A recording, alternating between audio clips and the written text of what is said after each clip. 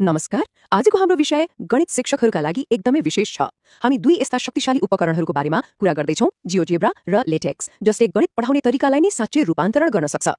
गणित पढाउँदा एउटा साझा चुनौती हुन्छ, हैन त? त्यो हो बीजगणितको कुनै सूत्र, जस्तै a+b को होल स्क्वायर वा ज्यामितिको कुनै जटिल चित्रलाई विद्यार्थीको दिमागमा कसरी उतार्ने, त्यसलाई कसरी जीवन्त, रमाइलो र सबैभन्दा महत्त्वपूर्ण कुरा बुझिने बनाउने।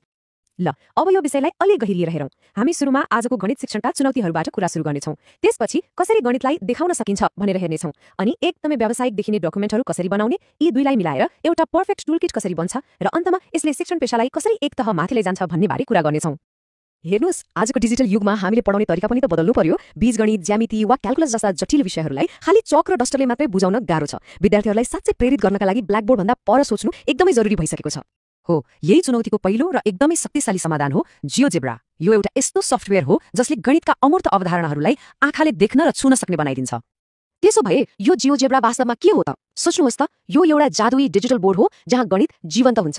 यसले ग्राफहरू, एनिमेसनहरू र अन्तर्क्रियात्मक मोडलहरूको प्रयोग गरेर गाह्रोभन्दा गाह्रो गणितीय अवधारणाहरूलाई पनि एकदमै सरल र स्पष्ट बनाइदिन्छ। यसको फाइदा के त? बीजगणित र ज्यामितिका जटिल कुराहरू पनि अन्तर्क्रियात्मक पाठ बन्छन्।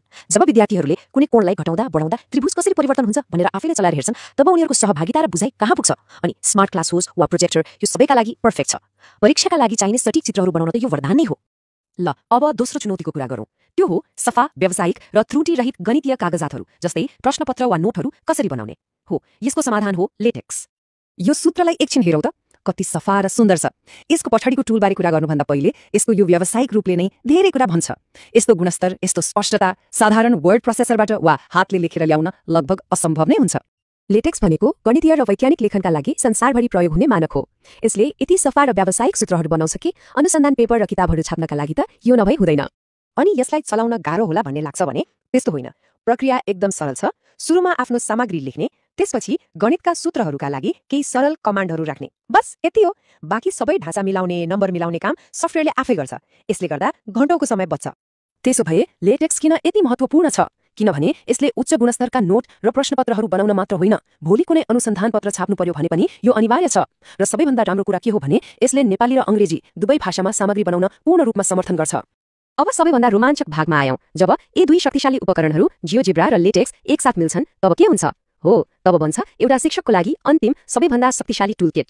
यहाँ यी दुईको सम्बन्ध कस्तो छ भनेर प्रश्न देखिन्छ। जियोजेब्राले गणितलाई देखाउने काम गर्छ, गतिशील चित्रहरू बनाउँछ, अनि लेटेक्सले त्यही कुरालाई सफा र व्यावसायिक रूपमा लेख्ने काम गर्छ।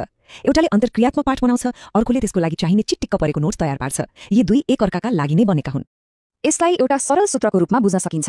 जियोजेब्राको दृश्यात्मक शक्ति र लेटेक्सको लेखन क्षमता जब